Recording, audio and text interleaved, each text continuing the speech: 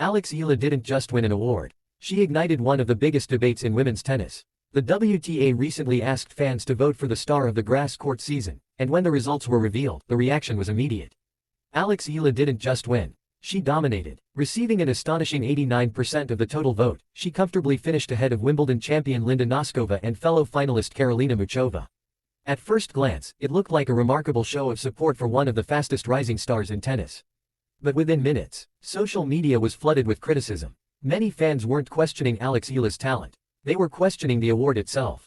How could a player who didn't win Wimbledon receive almost 90% of the vote, while the actual Wimbledon champion finished far behind? Was this really an award for the best grass court player, or simply a contest to see who had the biggest online fan base? That's the question dividing tennis fans around the world. And by the end of this video, we'll compare what each player actually achieved during the grass court season before asking one simple question. Did the fans get this one right, or did popularity outweigh performance?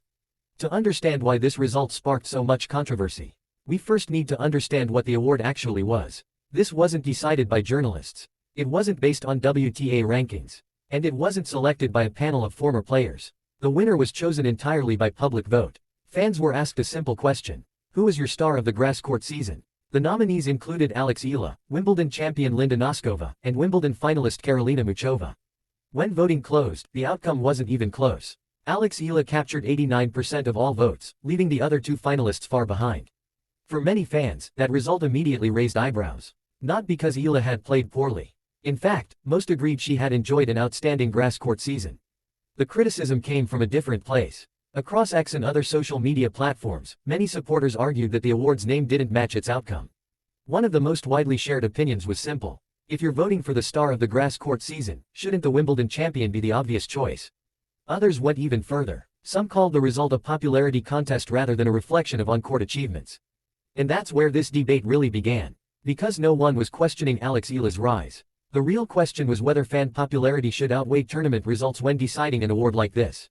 To answer that fairly, we need to compare what each player actually accomplished during the grass court season. Because that's where this conversation becomes much more interesting. So, let's put the fan vote aside for a moment and look only at what happened on the court. Eala had every reason to be proud of her grass court season.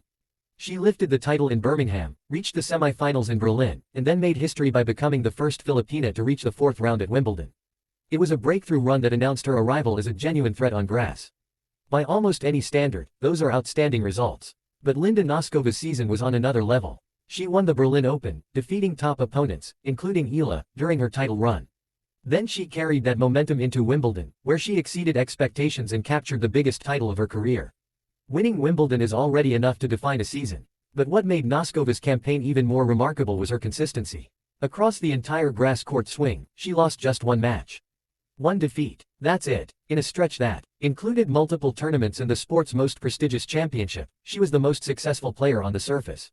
Those numbers are why so many fans believe the final vote didn't reflect what had actually happened during the season. This wasn't about dismissing Eala's achievements. It was about comparing two impressive campaigns, and asking which one truly stood above the rest. And once you look at the results side by side, it's easy to understand why this debate became so intense. Because the controversy wasn't really about who had more supporters. It was about what the award was supposed to recognize in the first place. If the on-court results seemed to favor Nosková, then how did Eala win nearly 90% of the vote? The answer may have less to do with tennis, and more to do with the power of her fan base. Over the past year, Eala has become one of the fastest-growing stars in women's tennis.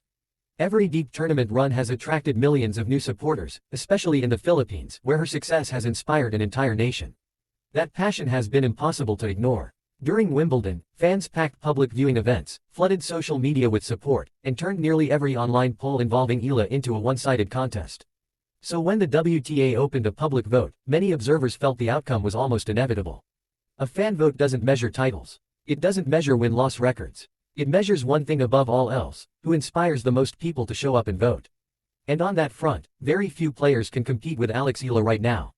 That doesn't make her victory undeserved. But it does explain why so many fans questioned whether this particular award should have been decided by public voting alone. Because if the goal was to recognize the best performer on grass, many believe tournament results should have carried more weight than popularity. And that's the key difference at the center of this entire debate. One side celebrates the incredible strength of Eala's global fan base. The other believes the season's biggest achievements should always come first. So, can both arguments be true at the same time? In the end, this debate comes down to one simple question. What was this award actually meant to recognize? If it was a celebration of fan support, then Alexeala was a deserving winner. Her rise has been one of the biggest stories in tennis, and the passion of her supporters was clearly reflected in the final vote. But if the award was intended to honor the player who had the best grass court season based on results, many believe the outcome should have been different. Linda Nosková won Wimbledon, the sport's most prestigious tournament, and lost only once during the entire grass court swing.